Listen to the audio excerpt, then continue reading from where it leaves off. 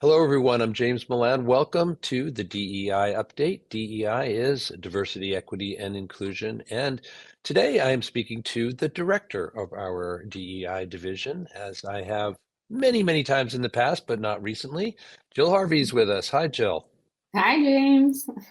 Very nice to talk to you. It was great, of course, in previous couple of DEI updates to talk to Teresa and Tim, your colleagues, but also always a pleasure to talk to you. So let's get going. Our updates, always look a little bit back and a little bit forward. So let's start by covering a couple of things that have happened in the recent past or are coming up. So let's begin with a recap of the resources and connection fair that happened a couple of Sundays ago at Town Hall. I was there. It was fun, but let's hear what you have to say about it. Yeah, the day was definitely a success.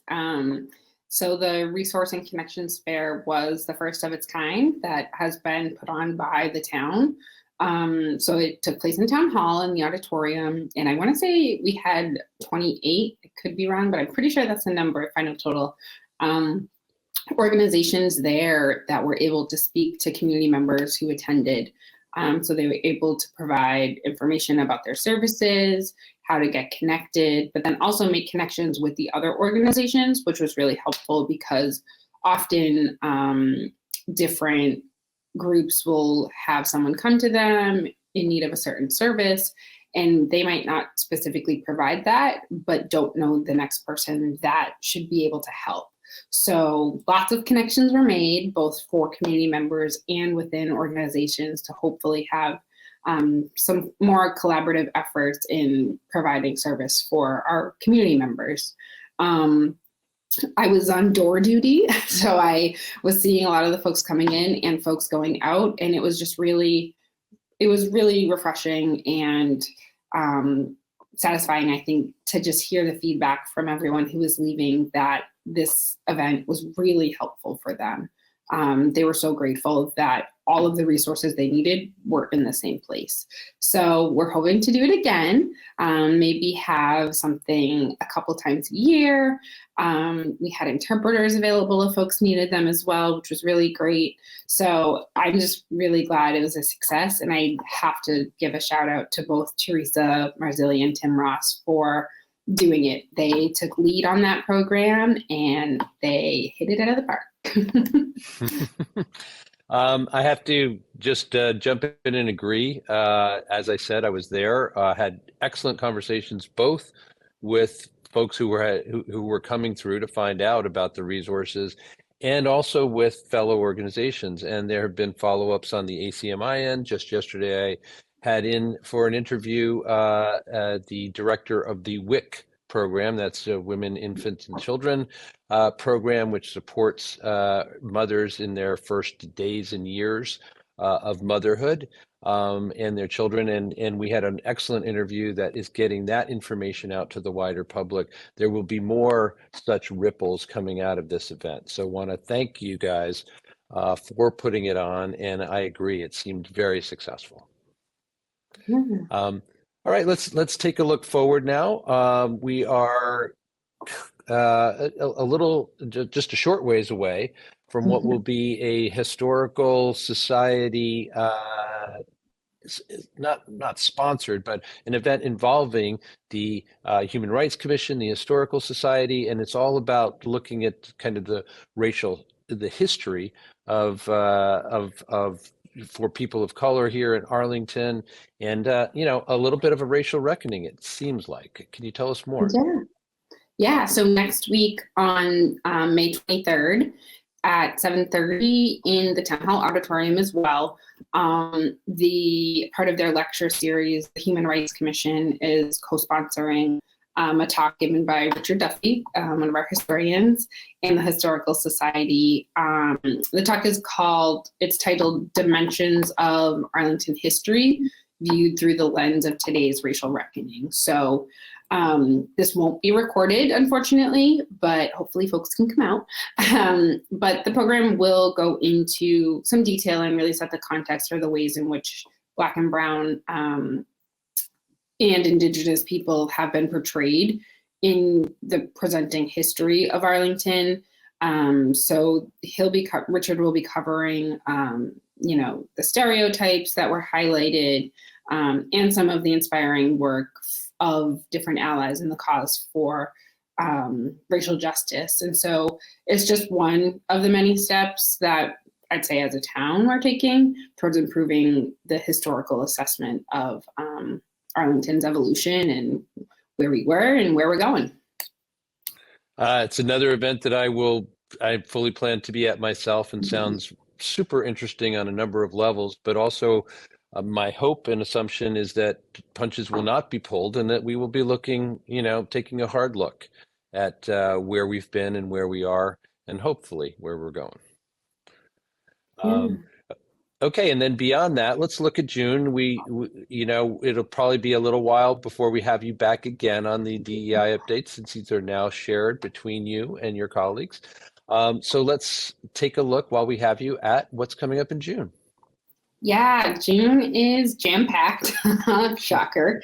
But the first thing I think coming up is going to be, so Arlington is part of the catchment area for the Mystic Valley NAACP.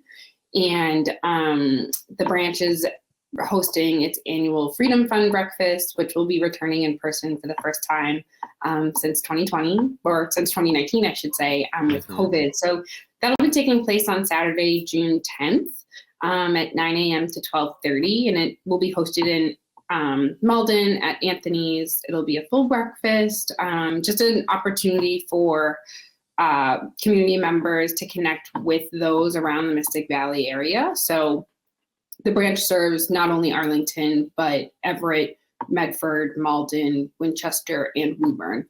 And so it's just a time for community to come together.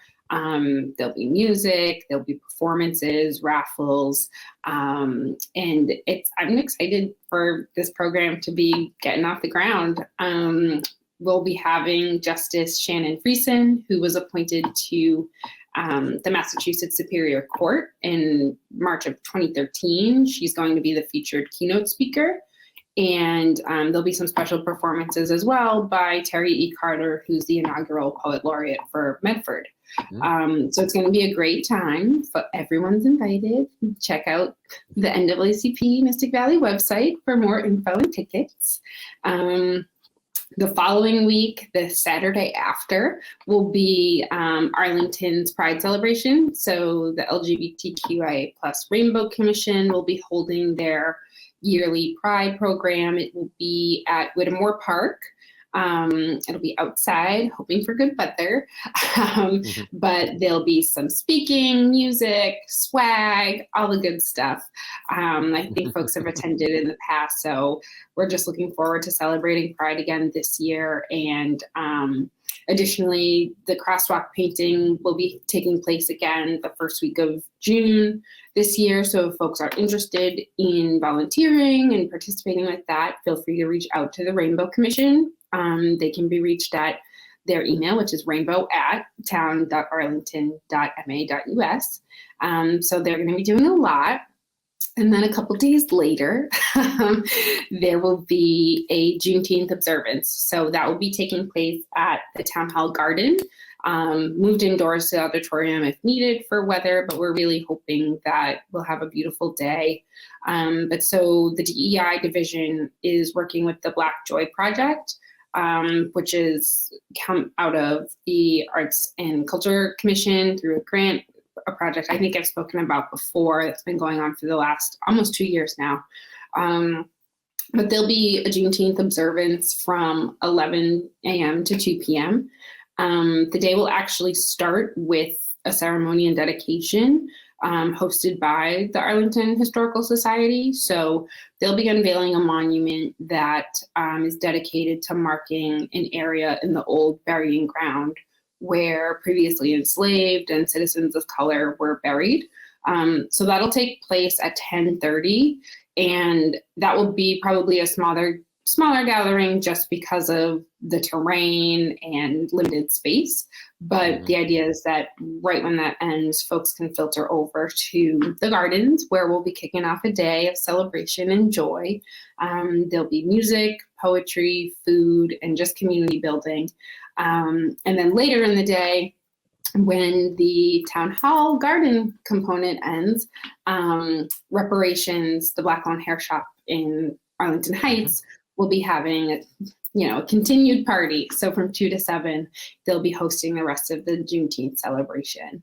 So I'm excited. It's a full day. It's a holiday, so offices will be closed, but we will be having fun. And then, on the following Saturday is June 24th, Prince Hall Day, that has been recognized in Arlington. There'll be a commemoration at the Masonic Lodge. And so that is put on by, again, the Historical Society, the Mystic Valley Lodge, and the DEI division. And there'll be a talk hosted that day. And I want to say it's at 7, open and free to all as well. And that will be at the Masonic Temple right on Academy Street. So June, there is something to do pretty much every weekend. That's right. It sounds like a festive month for sure. And as you said, it's not just commemorations and celebrations, but they include music and food and poetry and all kinds of good community building and bonding activities. So as you've alluded to a couple of times, fingers crossed about the weather, but come on, it's June. Let's hope that the weather gods cooperate. And it does sound like a super busy calendar month for you and for all of us. Yeah. Anything that we've missed? Well, I do know, so I guess one thing also happening in May is on the 25th, the Disability Commission and Council on Aging are partnering with True Story Theater for a program, which they did something similar last year, and it was really successful, and audience members appreciated. So they're going to be doing another session again of doing a playback series centered on stories of people with invisible disabilities or neurodivergence. So that'll be taking place at the community center on the 25th. That's also free and open to all, so folks can go to just observe or participate and share their own story and feelings. I know at the last one, it was really great. We had laughing, we had crying, but you really get to gain some insight from the actors and the audience members as well. So that'll be happening. And then just to note, we're in May. I feel like it's flying by, but May is also Asian American and Pacific Islander Heritage Month. And so that was, I want to say, created in 1992. I think I might need to be fact checked, but that is, the month is named just to honor the many contributions and accomplishments of Asian Americans, Pacific Islanders, and Native Hawaiians. So that's happening this month as well. But yeah, there's a lot going on. Well, thanks. That was a very good reason for us to move from, pushing forward into June and come back into May for a bit. Those are two really good additions. I'm glad that you thought to add those in. All right, I think that wraps it up for this particular DEI update. I have been speaking, and as I will in the future, with Jillian Harvey. She is the director of our Department of Diversity, Equity, and Inclusion here in town. And we thank Jill very much for her time. We thank you as well for yours. I'm James Milan. This is the DEI update, and we will see you next time.